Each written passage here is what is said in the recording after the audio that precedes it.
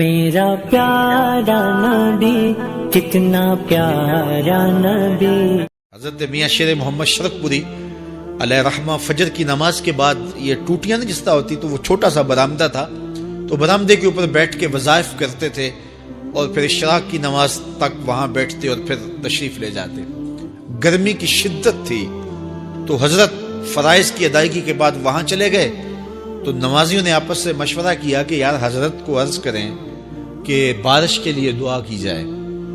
تو حضرت جا کے وہاں اپنے وظائف میں لگ گئے، تو انہوں نے کہا چلو ہم مسجد کے سین میں کھڑے ہو جاتے ہیں، حضرت توجہ کریں گے تو عرض کریں گے۔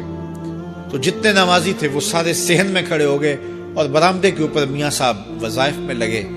جب آپ کی نظر پڑتی نا لوگوں کی جانب، تو جتنے بھی نمازی تھے سارے ہاتھوں سے اشارے کر کے کہتے یعنی دعا کرو، زبان سے نہ بولتے، ہاتھوں کو ایسے ہلاتے اور یہ کہتے کہ ادھر آسمان کی طرف اشارہ کر کے کہتے دعا کرو۔ میاں صاحب پھر وظائف میں لگ جاتے۔ پھر جب میاں صاحب کی آنکھ اٹھتی نا تو یہ سارے ہاتھ اٹھاتے اور آسمان کی طرف ہاتھ اٹھا کہتے۔ میاں صاحب پھر وظائف میں لگ جاتے۔ جب 2-3 مرتبہ ایسا ہوا نا تو میاں صاحب کی ہنسی نکل گئی اور ایسے آسمان کی طرف دیکھ کے کہا چل ہن پا دے۔ کہتے ہیں بس یہ بات کہنے کی دیر تھی کہ چھم چھم می برسنے لگا۔ تو جب کوئی حضور کا ہو جاتا ہے تو رب اس کو اپنا محبوب بنا لیتا ہے۔ تو حضور کی محبت خدا کی محبوبیت کا ذریعہ ہے، اس لیے ہمیں حضور کا پیار اپنی روحوں میں موجزن کرنا ہے، حضور کی محبت اپنی روحوں میں اتارنی ہے، اور محبت اپنے تمام تر تقاضوں کے ساتھ جب روح پذیر ہوگی تو پھر ہمارا انداز زندگی بھی سنور جائے گا، ہماری آخرت بھی سنور جائے گی۔ محبت کے من جملہ تقاضوں میں سے سب سے بڑا تقاضا محبوب کی اطاعت ہے، کہ بندہ جس سے پیار کرتا ہے اس کی بات مانتا ہے۔ یہ ہے دعوی محبت کا ثبوت، اس کی دلیل۔ اور حضور کے صحابہ کی زندگیاں دیکھیے کہ انہوں نے حضور علیہ الصلوۃ والسلام کے ساتھ کیسے پیار کیا، حضور کی محبت میں اپنی عادتوں کو بدل دیا۔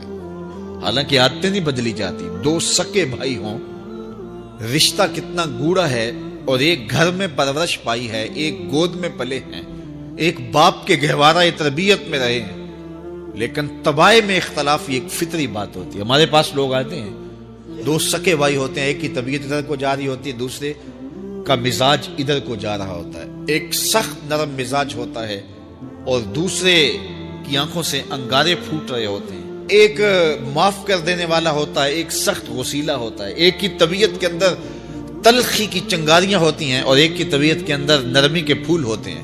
آپ نے بھی دیکھا ہوگا، تو یہ ایسا ہوتا ہے۔ اب اسی طرح کھانے پینے کی چیزوں میں طباع کا اختلاف یہ فطری بات ہے، ایک کو ایک چیز پسند ہوتی ہے، دوسرے کو وہ چیز پسند نہیں ہوتی ہے۔ بعض اوقات ماں کو مسئلہ ہوتا ہے کہ یہ چیز اگر میں تیار کرتی ہوں تو میرا دوسرا بیٹا نہیں کھاتا، تو اس کے لیے بعد سے الگ سے کوئی چیز تیار کرنی پڑتی ہے کہ اس کی ڈیمانڈ یہ ہے اور میرے اس بیٹے کی ڈیمانڈ یہ ہے۔ مائیں مزاج سمجھتی ہیں، ایک آغوش میں پرورش پانے کے باوجود خون ایک ہے، گہوارہ تربیت ایک ہے، دودھ ایک ہے، لیکن طبیعتوں کے اندر اختلاف پایا جا رہا ہے۔ لیکن صحابہ کی زندگیاں دیکھیے، انہوں نے اپنی طبیعتیں بھی حضور کی طبیعت کے سانچے میں ڈھال دی۔ حضرت انس بن مالک کو کسی نے دیکھا کہ وہ شوربے سے کدو کے ٹکڑے نکال نکال کے کھا رہے ہیں، تو کہا یہ کیا کر رہے ہو؟ کہا میں نے ایک دن حضور کو یوں کرتے ہوئے دیکھا تھا۔ تو طباع کا اختلاف یہ ایک فطری اختلاف ہوتا ہے، لیکن صحابہ نے اس کو بھی چھوڑا اور حضور کی محبت کے سانچے میں ڈال دیا۔ پھر اس چیز کا انتظار نہیں کیا کہ حضور کا فرمان کیا ہے، حضور کی چاہت پہ اپنے مزاج کو بدلا۔ گرتے تو گردد حریم کائنات، از تو خواہم یک نگاہ التفات۔ مجھے اپنے والد گرامی یاد آ گئے، وہ روزانہ یہ شعر پڑھا کرتے تھے، اور پڑھتے ہوئے ان کی جو کیفیت ہوتی تھی ہمیں ترس آتا تھا ان کے اوپر۔ ہم بالکل جب چھوٹے تو ہم خود رونے لگ جاتے تھے ان کو دیکھ کے، تو وہ روزانہ پڑھتے تھے، ز مہجوری برآمد جان عالم، ز مہجوری برآمد جان عالم، تراہم یا رسول اللہ تراہم۔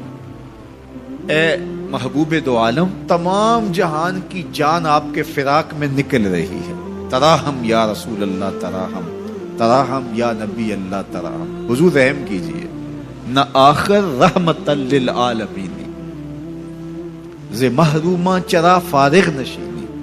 حضور آپ رحمت للعالمین نہیں ہیں، تو جب ہیں تو حضور ہمارے پہ کرم کیجئے۔ بروں آور سرز برد یمانی، کہ روئے تست صبح زندگانی۔ حضور وہ یمنی چادر جو آپ اوڑے ہوئے ہیں ذرا اس کو ہٹائیے نا رخ سے، آپ کا مبارک چہرہ زندگی کی صبح ہے۔ ادیم طائف نالین پاکن، شراکز رشتہ جاں ہا ماکن۔ حضور طائف کے چمڑے کی بنے ہوئے مبارک نالین آپ زیب تن کیجئے۔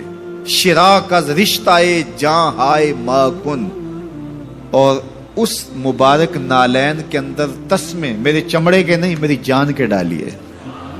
چے باشد گر کنی سوئم نگاہے، پیا پہ گر نہ باشد گاہے گاہے، نگاہے یا رسول اللہ نگاہے، صد ہزاراں جبریل اندر بشر، بہر حق سوئے غریباں یک نظر، یا رسول اللہ انظر حالنا، یا حبیب اللہ اسما قالنا، اننی فی بحر غم مغرقن، خذ یدی ساحل لنا اشکا لنا، یا صاحب الجمال و یا سید البشر، من وجهک المنیر لقد نور القمر، لا یمکن الثناء کما کان حقہ، بعد از خدا بزرگ توئی قصہ مختصر۔